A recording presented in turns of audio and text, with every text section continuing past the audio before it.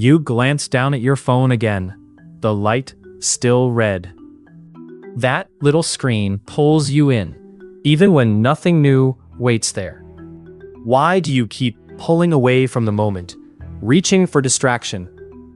Maybe it's the rush, a hit of dopamine that feels like a quick win. Or maybe it's easier to look away than face the quiet sinking in your chest.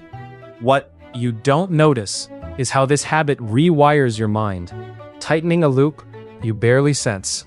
After this, the next time you wait, scrolling won't just be a reflex, it'll be a doorway to something you didn't expect. The red light reflex. Think about the last time you stopped at a red light.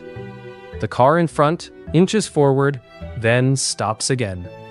Your hand rests on the steering wheel. Your thumb twitches, almost on its own. It moves toward your phone, sitting on the passenger seat. Still, you reach out. Your eyes flick to the screen, just for a second. That small urge isn't just habit. It's more than boredom. Your brain is sending a signal. It craves a quick hit of something new, a tiny burst of dopamine, like a whisper that says, "Look here." Researchers like B. Kawada have studied how this kind of distraction shows up in everyday moments. Studies on drivers' cognitive distraction reveal how the mind wanders, even when your eyes are on the road. And it's not just drivers. The impact of smartphone distraction on pedestrians' crossing behavior study found people's attention slips in ways that put them at risk. The pause at the light becomes a trigger.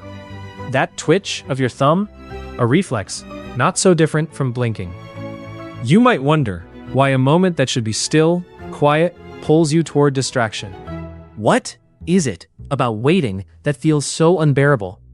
And if one red light can hold that pull, what about all the other moments you try to fill? There's a reason your brain reaches for the phone again and again.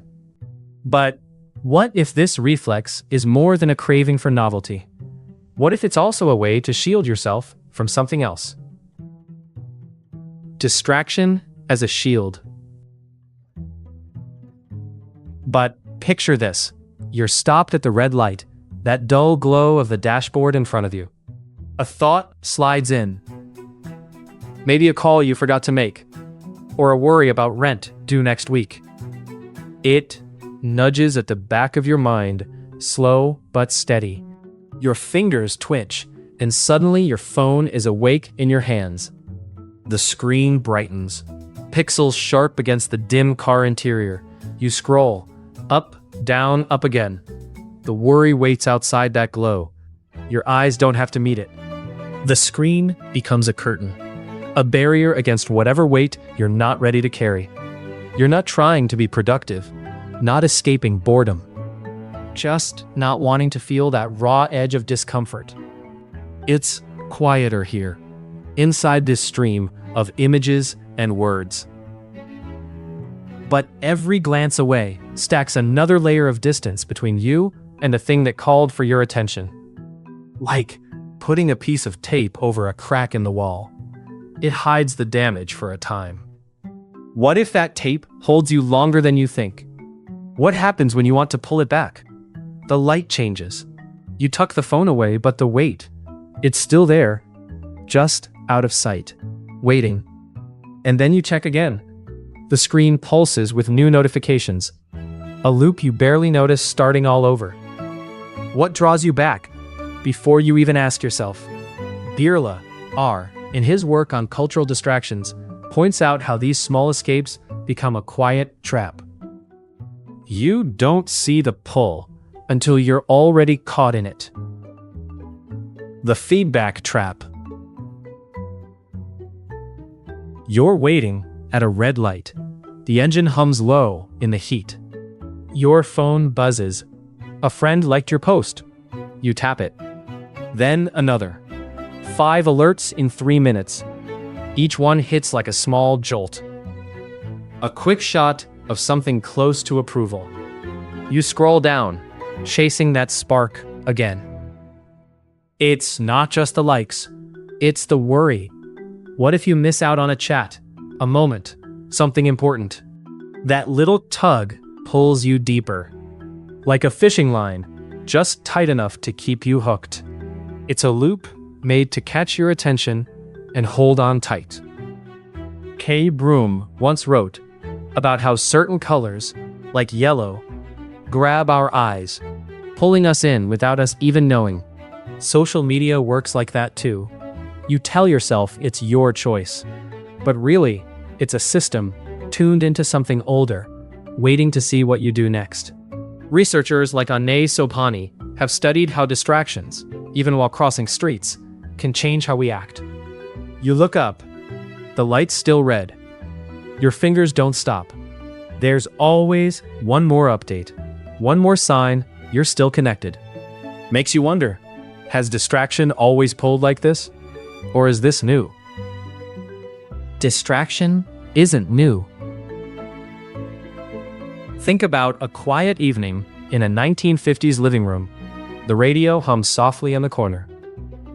A stack of glossy magazines sits on the coffee table, ready to pull you away from whatever's weighing on your mind. No screens, no endless feeds, just paper and sound. Yet, here you are, still hungry for that escape. Your finger tracing the edge of the latest Life magazine, flipping pages to find something different, something outside your head. It's not new, this craving to look away. Back then, the pace was slower, the pull gentler, but it was still there, still urgent. The shift happened quietly over decades. Now, distraction comes faster. It reaches farther. A second's glance at your phone while waiting at the red light pulls you into a flood you can't set aside. Scientists like Antonio Musabini have studied how distraction goes beyond just eyes on the road. The mind drifts too. The tools changed, but the hunger didn't. What's left is the question. How do you even notice what's pulling you in when the reach is so fast, so wide? I'm holding one thread back until the end, the piece that finally explains why breaking away feels almost impossible. The science of attention. Now, picture this. You're strapped into a headset, standing on a virtual city street. The light turns green. You start to move forward. But off to your right, a bright yellow billboard blinks. A car horn honks from somewhere behind you. Your eyes flicker. You catch the billboard first. Then the sound pulls your gaze again. The crosswalk, the approaching car, your attention drifts away. Every sudden flash or beep tugs your eyes and mind in different directions. You don't even realize how much. Researchers like Anaya Sobhani use setups like this, tracking exactly where you look in virtual reality. They watch how distractions pull your focus away from hazards. It's more than just a glance. It's a shift in what feels urgent or safe. When you check your phone at a red light, it's not just a harmless habit. Your brain starts to expect these distractions, rewiring how you notice the world.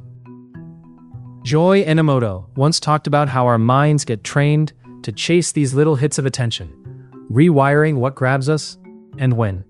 What if that yellow flash isn't just grabbing your eye, but quietly changing what you see as a warning?